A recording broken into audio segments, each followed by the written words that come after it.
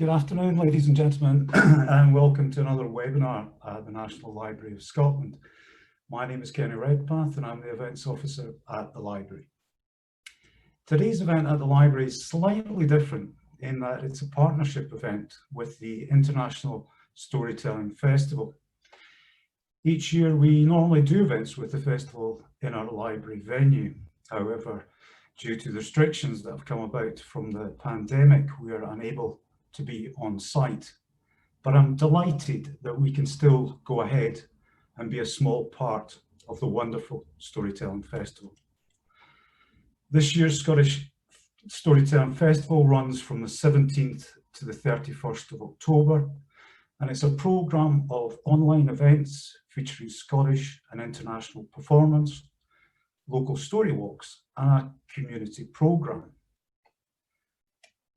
Our event today features two storytellers, Beverly Bryant and Heather Yule, who are here to give a talk called Spirit of the Mountains, which of course nicely ties in with the forthcoming library exhibition, Petticoats and Pinnacles, an exhibition about women mountaineers, so watch out for that. Beverly Bryant has been involved in communication all her working life. She started her career working for Jackie magazine before moving into marketing, then lecturing and teaching. Beverly counts herself fortunate to have been encouraged in her storytelling by some of Scotland's master storytellers. Heather Yule grew up surrounded by storytelling, literature, theatre and music. She started telling stories at House Ceilidh's from a very young age, and at the age of 8, Heather heard the Clara Sach, I hope I got that right, Heather, for the very first time at the Girvan Folk Festival and was instantly smitten. This was just the start of the journey that has taken her to where she is today on the international stage, developing her own unique way of combining traditional storytelling with the music of the harp. I know we're in for a real treat this afternoon, so hopefully over to you, Beverly and Heather.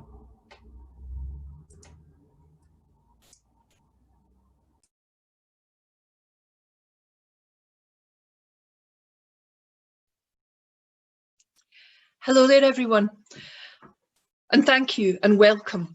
It's usual for Heather and I to perform together, so this is going to be quite different for us today, but we're delighted to be here to talk to you and to tell you tales of the spirits of the mountains. And of course, in Scotland, with our rugged landscape and our incredible hills and mountains, we have so many female spirits associated with them. The Cailleach, the Hag, the Crone, the Carlin, they all have their names in the landscape of Scotland. But there's one special goddess, the creator of Scotland. As every culture has a creation myth, so too do we.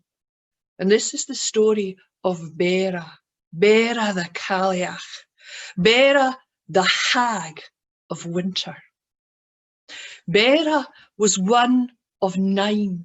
She and her 8 sisters stepped out from the waters at the centre of the earth with great creels on their back, huge woven baskets befitting these giantesses, which were filled with rocks. And each sister decided upon a direction and walked out of the waters. And so it was that Beara came here. And when she found this area, she took the creel from her back and she emptied the rocks from the core of the earth out. And then she took her magic hammer, a hammer like Thor's, and she struck the rock and she smote the rock. And she created the hills and the glens, the cuts and the passes that form Alapa, Scotland today. She was alone in this, the hag of winter, her skin blue, her teeth crooked and rusted, and she wore about her a plaid, the first plaid, white it was, but after all the work that she'd done, the plaid, the fleece that she wrapped around her shoulder was no longer white. And Bera strode across the hills that she'd created to the water's edge. And there she took the plaid from around her shoulders and she washed it in the Corrie of Brecon whirlpool. And the water agitated and agitated until the dirt came out of her plaid, and once more it was white. And when Bera was satisfied, she took the plaid and she threw it over the hilltops. And for so much of the year in Alapa, you can see Bera's plaid laid out across the very tops of our mountains. And there, from the top of Glen Nevis, her throne, she watches. She watches everything. But most of all, she watches for the return of her sister goddess, bride of summer. And each and every year, for decades and centuries and millennia, they've fought together, one eventually overcoming the other. And so, although at the moment we're just starting Bera's time, Bera, the hag of winter, hopefully it won't be too long before Bride, her sister, wins out again, and Bera takes herself off to the land of Everyoung, throws down her hammer beneath the holly tree where nothing ever grows, and sleeps until it's her time again. Well, I hope you've enjoyed the creation myth of Scotland. And of course, if you have any questions about the Cailleach or Bera, then please, you'll have time to ask us at the end. But I know that Heather has an incredible story for you now from another place in the world. Thank you, Beverly. That was wonderful. And I'm going to take you from Scotland and I'm going to take you across the world, but we're going to stay in ancient times and I'm going to take you to Crete, the island of Crete. And there on Crete, the tallest mountain on Crete is that of Mount Ida. And there's two very powerful women that are connected to that holy place, and that is Rhea and Amalthea. And this story, now, when you go back into this time and you look at the stories back then, there's so many versions and there's so many different ways of telling this story. So this is my version, and you might have heard others, you might come across other ways of telling this story, but that's the joy of how the stories travel over time. And I think the story really starts with the god Cronus and the goddess Rhea, because Cronus and Rhea were two of the 12 noble children, the first goddesses and gods of the Titan generation. They were born from Uranus, the sky, and Gaia, the earth. Now, Gaia helped Cronus and his brothers overpower their father and overthrow him. And that's another story, as they say, another story for another day. And I tell you, it's a gruesome one. It's no very pleasant one, but I'm sure you can hear that another time. And needless to say, Cronus was victorious. He overthrew his father and he became the king of all the gods and goddesses. Well, he took Rhea, his sister, as his consort, as his queen. Now, Cronus was now all-powerful. He had power over the sky, the earth, the sea. But he had one fear. He had one thing that kept him awake at night. And that was a prophecy. He had been told that one day one of his own sons would overthrow him just like he had overthrown his father. Well, he could not bear the thought of that. He became obsessed with that. The idea of one of his own sons becoming more powerful than him. And he became more and more of a tyrant, wanting to control everything and everyone. And so when he heard that his wife Rhea was pregnant with their first child, oh, he was worried. And so when she gave birth to a daughter, to Hestia, he didn't care that it was a girl and that the prophecy said it was a son that would be his doom. No, the moment that child was born, he took that child and he swallowed his baby daughter and imprisoned her in his stomach. Rhea was horrified, but there was nothing she could do. She tried to reason with him. She tried to speak to Cronus, but he was having none of it. He knew what he had to do. He had to prevent his children from ever reaching adulthood. So time passed, and she had another daughter, Demetra. And again, he swallowed the baby. And then, again, there was another girl, Hera, and again, he devoured his child. And they were left there, imprisoned in his stomach. Well, Rhea was full of despair, but there didn't seem to be anything she could do. And then her fourth child was Hades, a boy. And of course, the instant that boy was born, he was swallowed by his father. And then Poseidon met the same fate. Well, when Rhea was found she was pregnant with her sixth child, she thought, I can't do this again. I cannot see my own children disappear. I cannot bear the thought of not holding one of my own children for more than an instant. And as over this time, she'd begun to hate her husband, and she just didn't know what to do. And she thought, I will go to my mother. So she went to Gaia and asked for help. Now she was holding a bit of a grudge still with her son, because Cronus had promised, after being helped and aided to overthrow his father, he had made some promises to his mother that he hadn't kept. And so she was still really angry at him. And she also, like any mother, her heart bled for her daughter losing her children. And she said to Rhea, yes, my child, I will help you. And so they made a plan.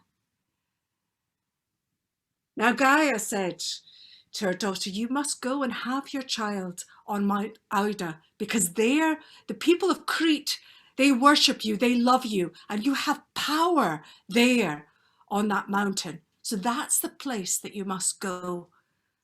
And so they devised the plan and they put it into place. When Rhea was about to give birth, when she knew that labor had started, she went out at once to Mount Ida, and there she hid in a cave.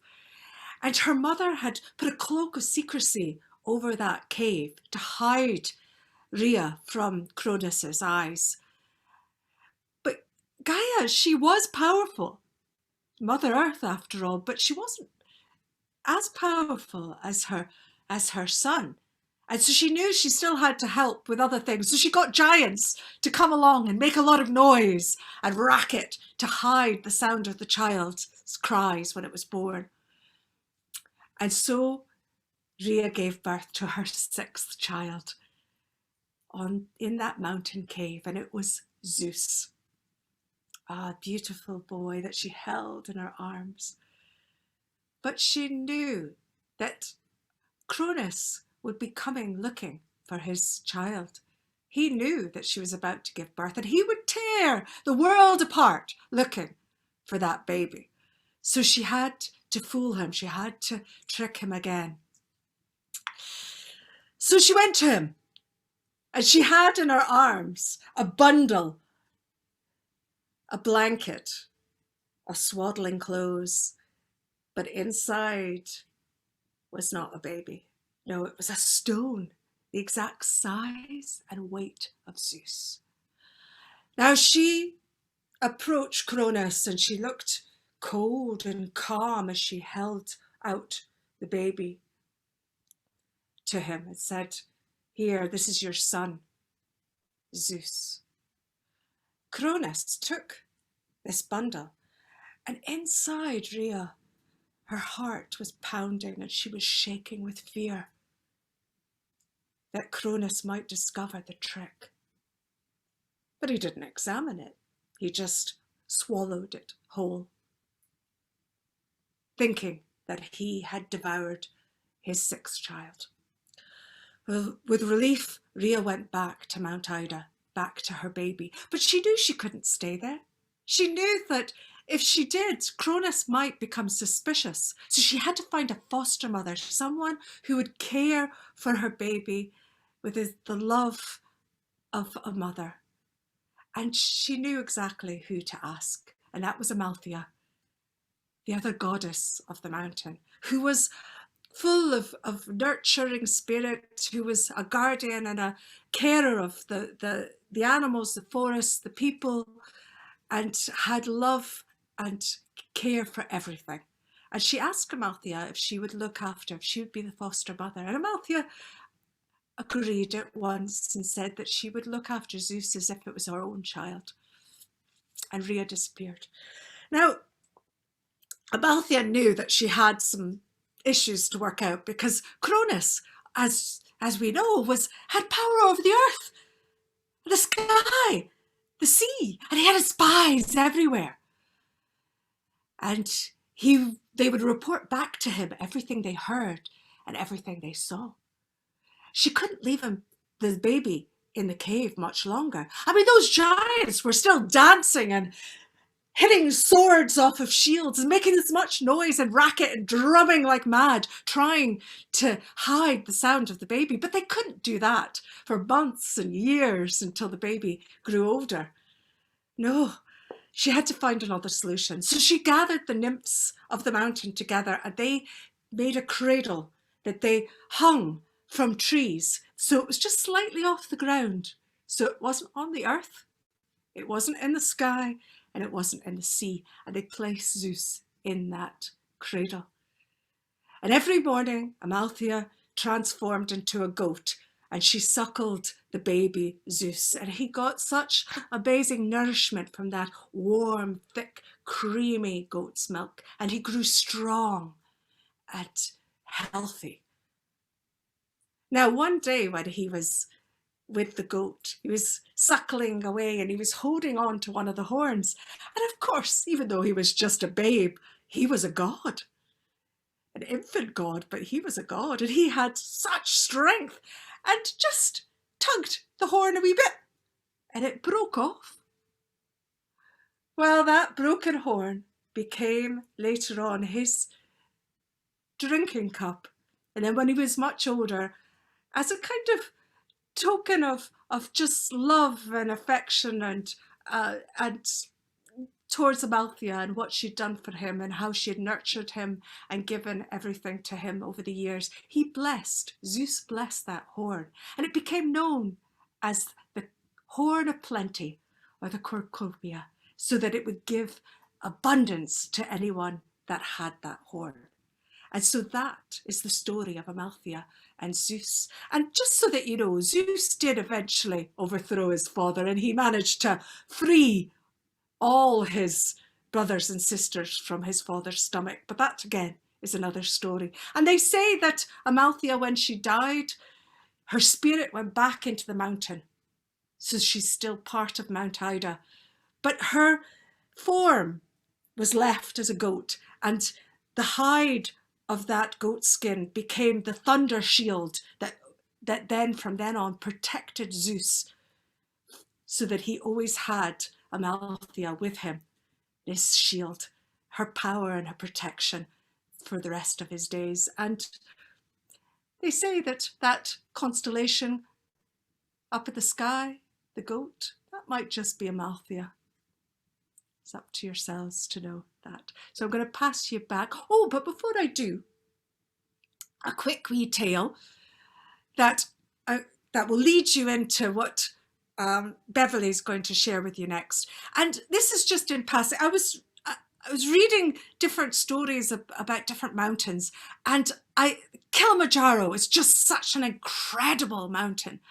And there was one wee tiny little story from there that caught my eye because it's very recognizable to the Celtic stories, to stories from Scotland, because it was a story that had an old wise woman in it. And we have many stories of those wise women. And so they might not be gods or goddesses or fairy folk, but they have the wisdom that gets passed on by generations. And they are just as important and just as powerful as your goddesses and your nymphs and mountain guardian spirits. And so this story, there was just Kilimanjaro, as you know, there's 3 peaks of that mountain. And back then, back in this time, Kido and Milwaukee were right next to each other. Just so that you know that. They were right beside each other. There wasn't a gap between them. They were like really close together, right beside each other. And when the story happened, there was a young man that was searching for his cattle, a poor man, and they had escaped and they'd wandered off, and he'd followed the trail, and then he lost them, and he was in despair because they were the only thing that he had, the only things that he owned, and they were precious to him. And he came across this old woman. She was outside her house, and she saw that he was upset, and she said, "What's wrong?" And he said, I've lost my cattle. She said, "Oh, I know where they are." And she pointed him in the right direction. And sure enough, he followed the path, and there they were. So he tried to get them to follow him, and they wouldn't budge. They had found a lovely place with lovely lush grass, and they weren't about to move. So he went back to the old woman and asked for help again. She gave him a staff, and she said, "Use that staff to lead your biggest bull, and the rest of the cattle will follow." He thanked her, he took the staff, and he went, and sure enough, he found he could lead the biggest bull, and the rest of the cattle followed.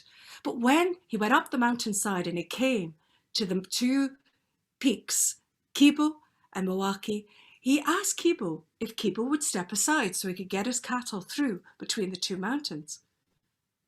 Kibo refused. He wasn't about to budge. Well, the poor man didn't know what to do because it would take days and days to go round the mountain. He had to go this way. So he went back to the old woman and asked again for help. And she said, "Well, I'll help you if you plough my field for me."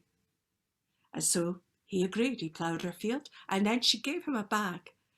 And she said, "This bag is full of magic powder. I want you to take your cattle again up to the mountain. And when you get to Kibo, Milwaukee, blow this powder at the mountain, at the rocks, and they will part."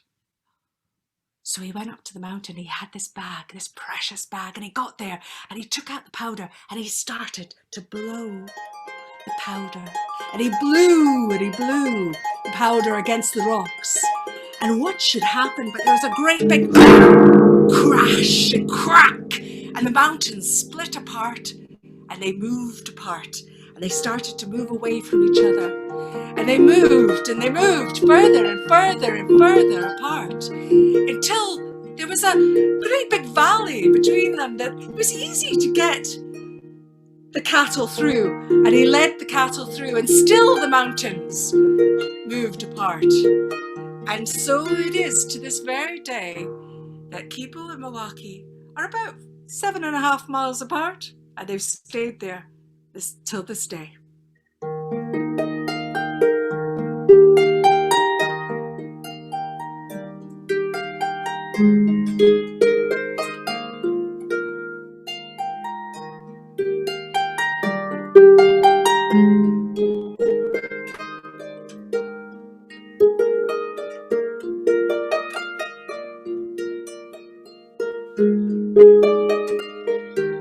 The young women who lived in Skye very often didn't get too far from their homes.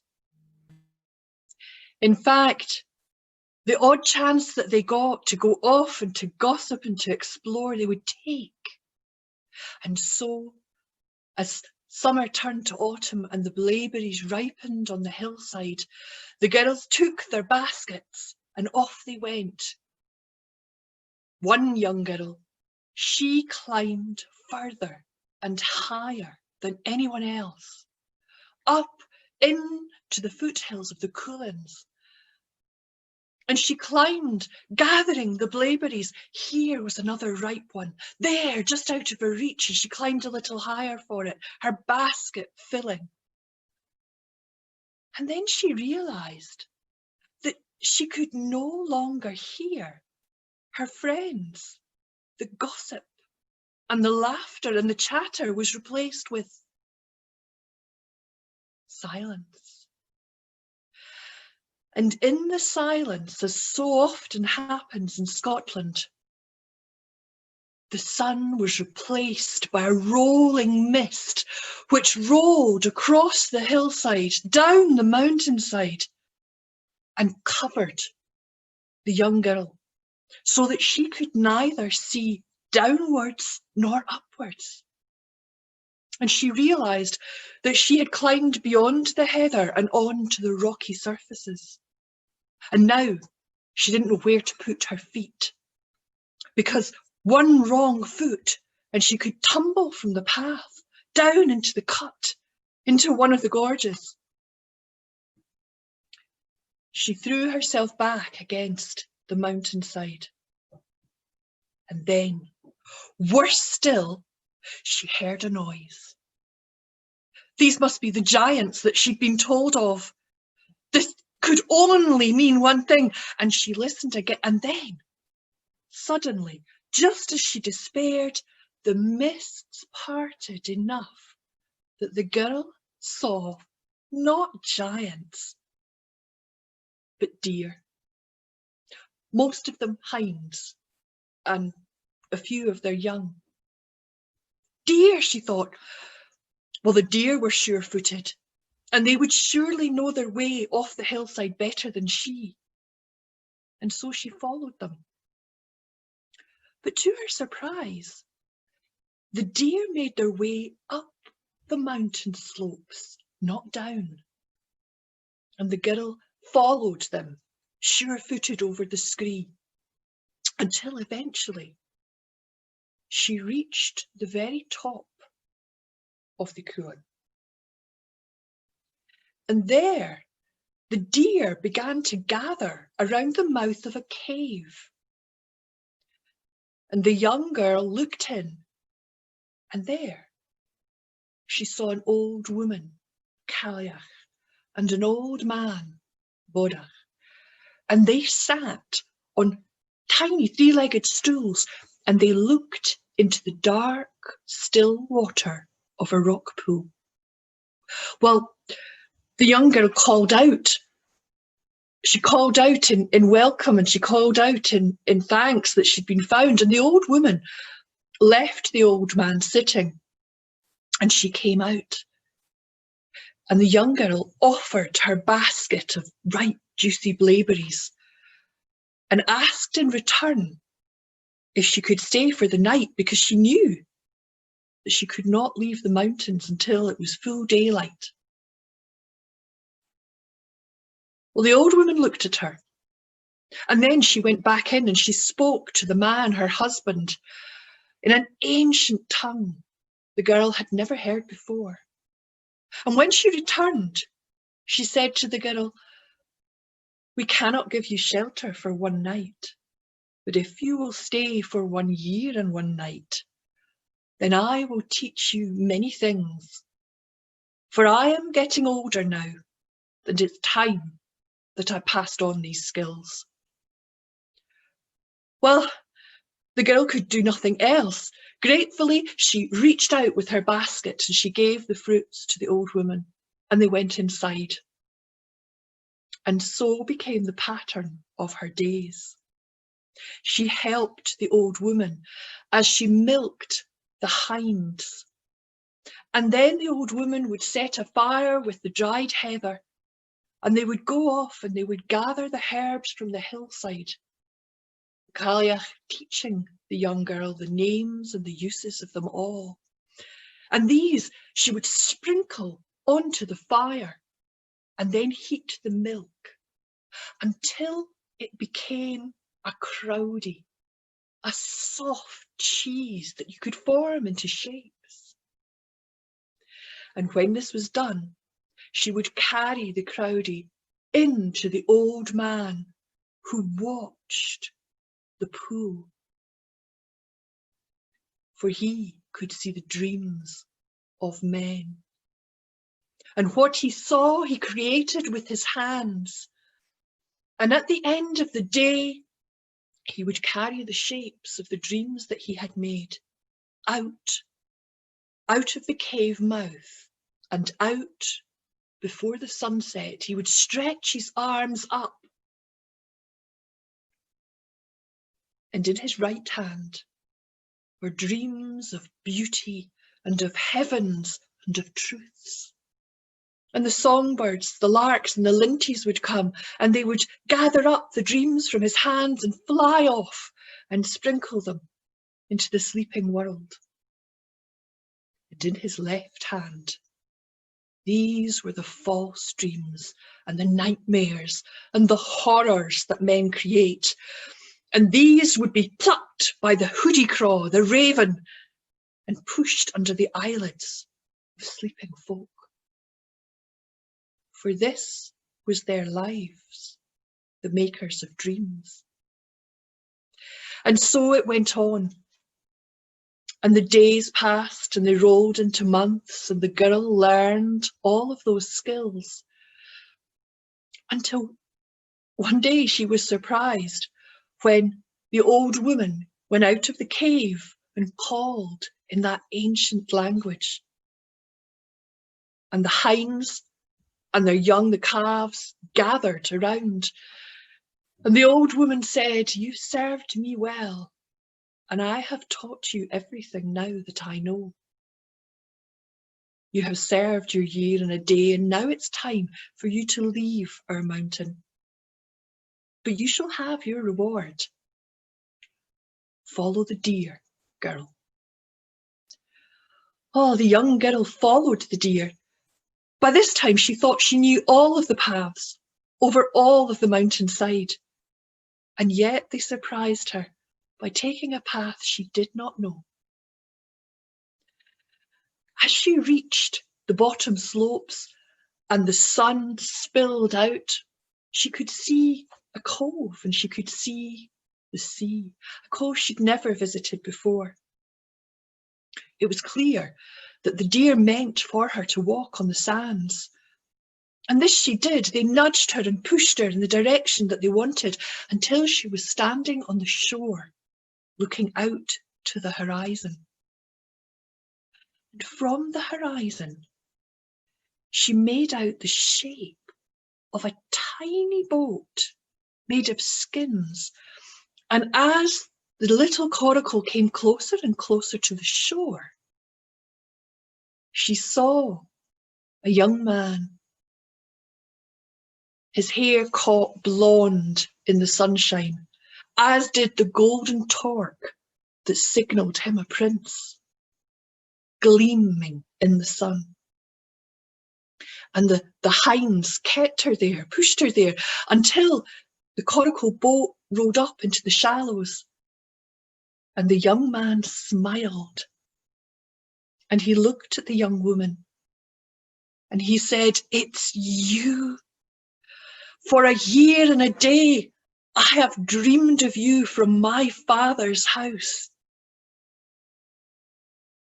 And he reached out his hand to the young woman. And he asked, "Would you come with me back to my father's house?" And the young girl, she stepped out into the shallows and stepped on board the coracle.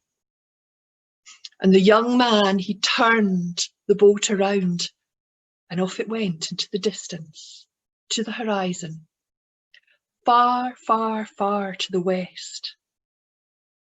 And there, a young girl became a young woman, became a queen and a mother. And she taught her people of the herbs that they could find, the healing herbs. And she taught her people about dreams, although much is now forgotten.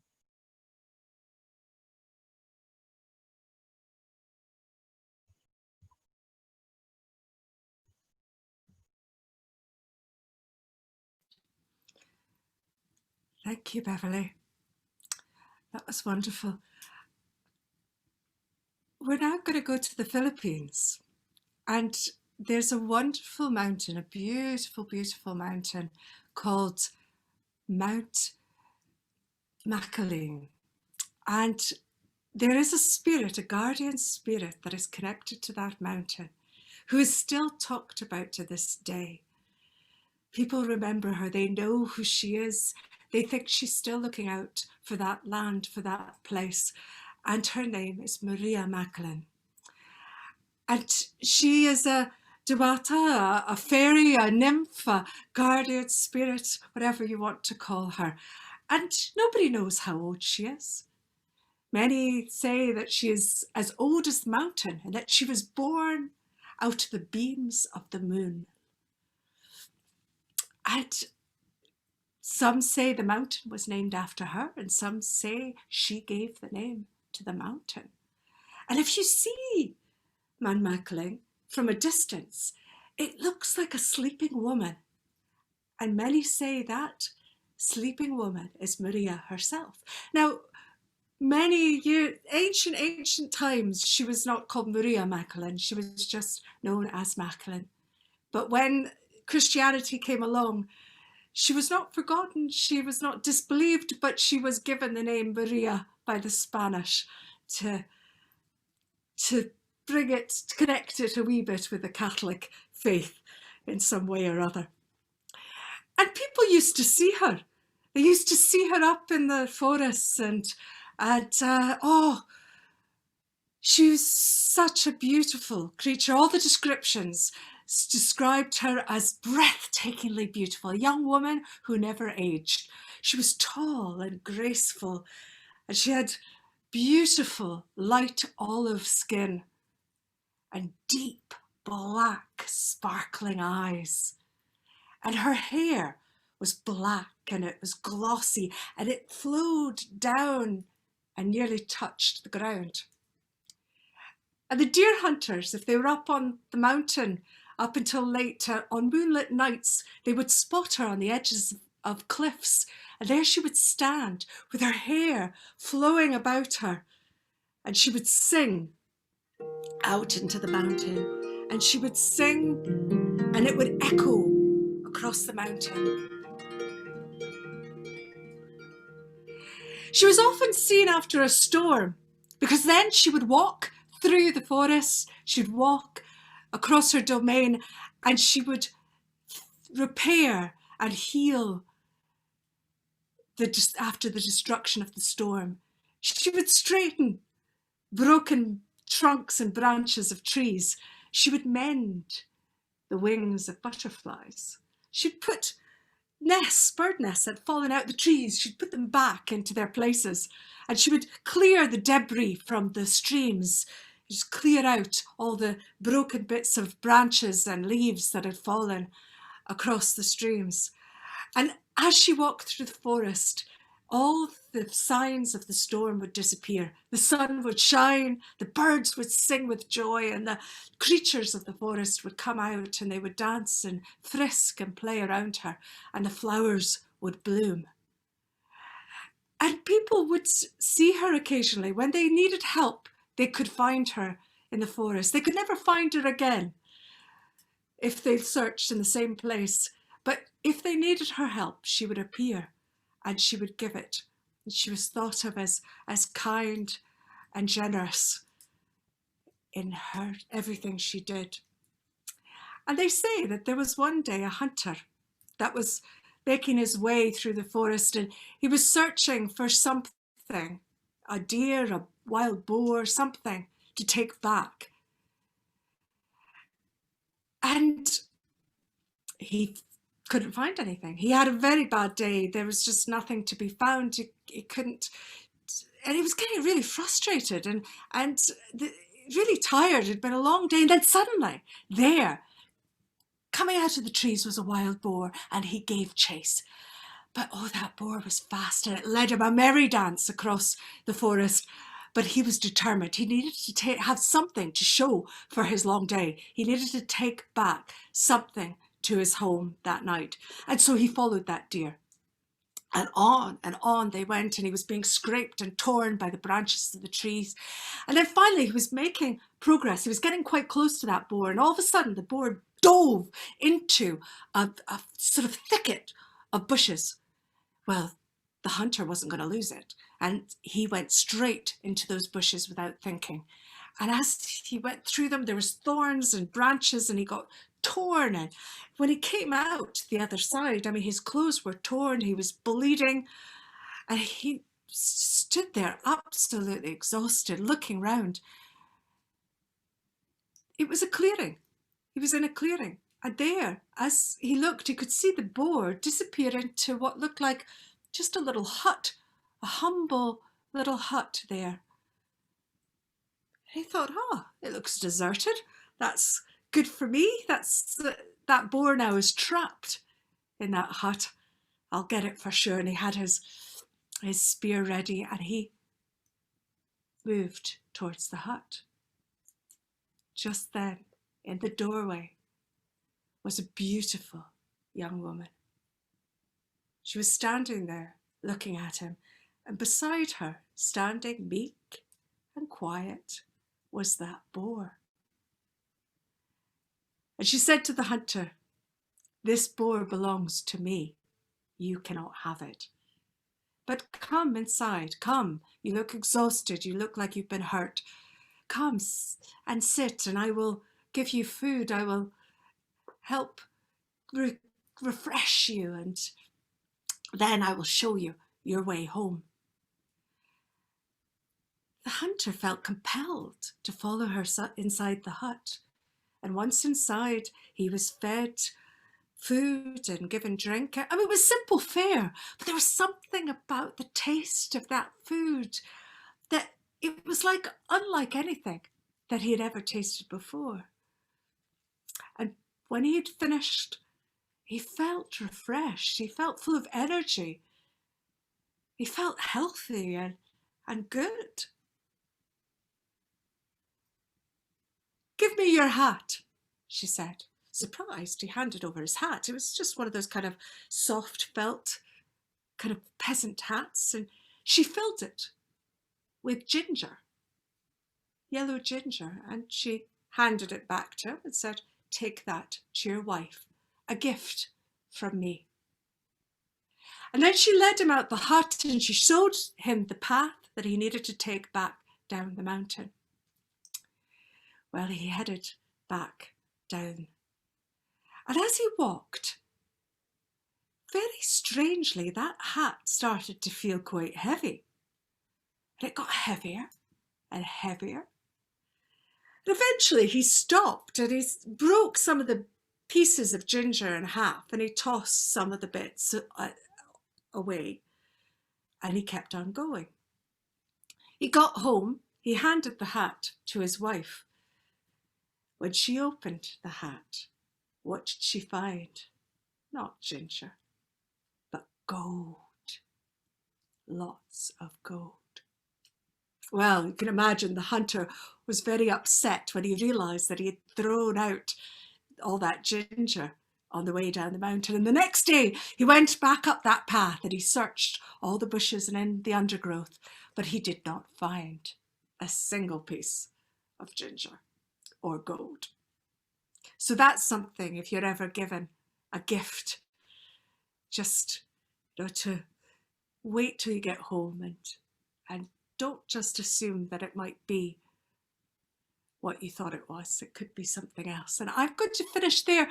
They do say there's some wonderful stories. There's more wonderful stories of Rhea Macklin, there's not time for them all today, but they say that she sort of disappeared from view. People could no longer find her because sadly she fell in love with a mortal man who broke her heart. But they know she's still there. And so hopefully, you know, you maybe come across some of the other stories of Maria, and they're wonderful. And so I'm now going to pass you back to Kenny and to the National Library of Scotland. And thank you so much for joining us today. And I hope you've enjoyed some of these stories of the goddesses and guardian spirits of the mountains. And so thank you very much.